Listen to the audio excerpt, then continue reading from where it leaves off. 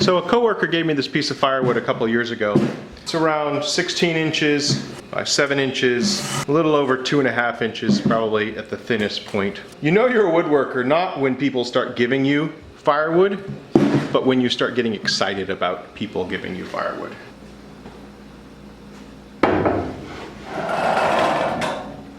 Alright, this jig serves lots of functions, has lots of attachments and extras, but today we're just going to be using it as a very basic circle cutter.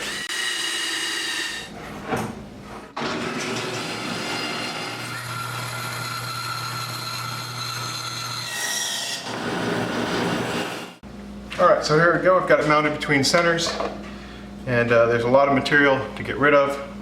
And we're just going to rough it out with the bowl gouge.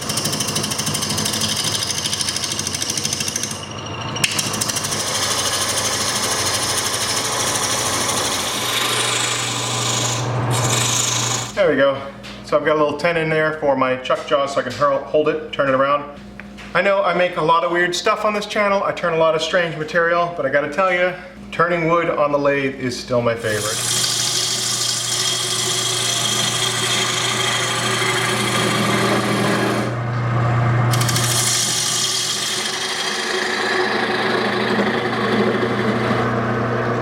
Of course, doing things with a camera in your way always makes it a little bit more difficult. I'm trying my best not to elbow you guys.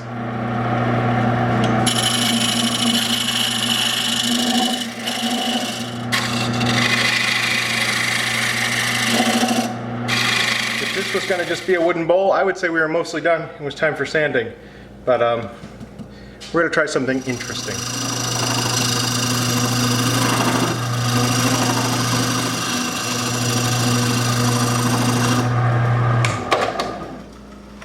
And that looks good.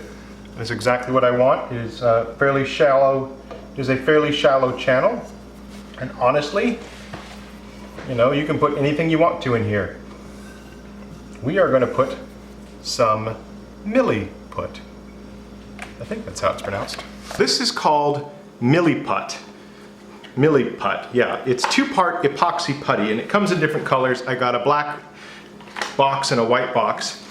And I watched a video by a gentleman named Jim. He's got a channel called Jimson's Stuff. Is it just Jimson's Stuff? I'll put a link down in the description. And he uses this Milliput to make bowl inlays. So I don't know how much I'm going to need, so I'm just going to start with a modest amount and see how we go from there. You just mix the 2 parts together until you get a uniform color. So there we go. That actually seems like a pretty good amount. Oops. Don't forget to change your gloves when going from one color to the other. Okay. So there we go. We got our 2 Milliputs. You know what? I'm going to flip over my mat here so that these grooves aren't up. I'm just going to flatten this out. I went inside and got some parchment paper. Nothing sticks to parchment paper.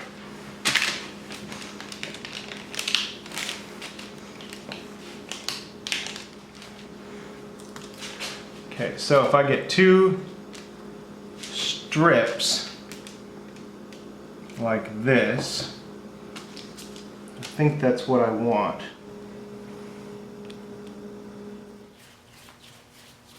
And now all I'm going to do is just start taking slices. Thinking that just some random swirls would look really cool. I don't know, it almost has a killer whale look to it. That's kind of what I'm going for here. These things are super annoying. Even with a really sharp razor blade, it's still just kind of smashing itself down. That'll get old pretty fast. And all I'm going to do is kind of just arrange them in a line. Did I mention this stuff sticks to everything? It sticks to walnut. That would be swell.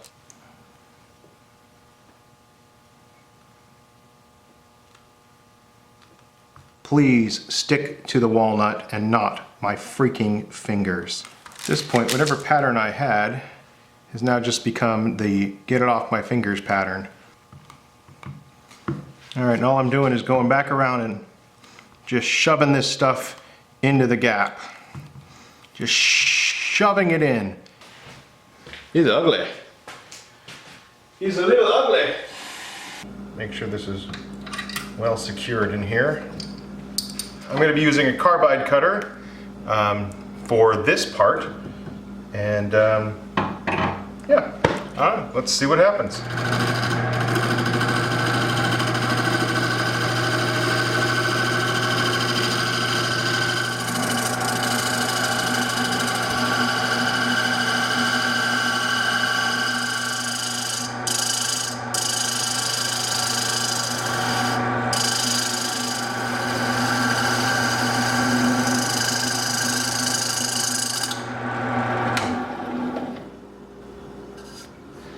That's great, and the cross-contamination doesn't appear to be much of an issue. Once you sand through that outer layer, I really like it. I was really worried. I thought it was going to look really ugly, but it doesn't. All right, I guess it's time for some sanding.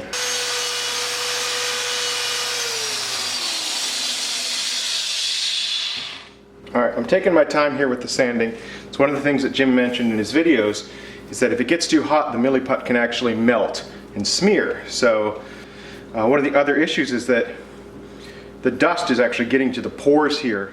The more you sand, the more it's actually getting into these pores. So I've been blowing it out with my air compressor.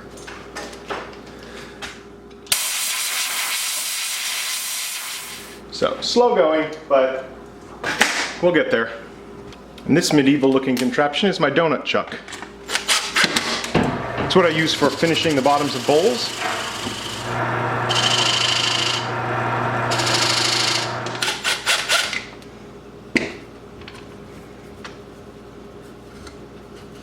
There we go.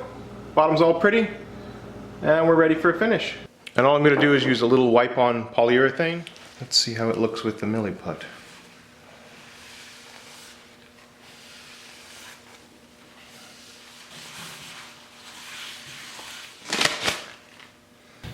The Milliput bowl. I was really worried about halfway through that this was going to turn out like garbage, but it worked. It came out great.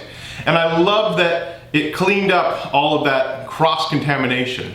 Now, I'm not going to pretend I liked working with the Milliput because it was really sticky, horrible stuff, stuck to everything, including parchment paper, which I thought was impossible. I've got quite a bit of it left, and the end result warrants more Milliput investigation.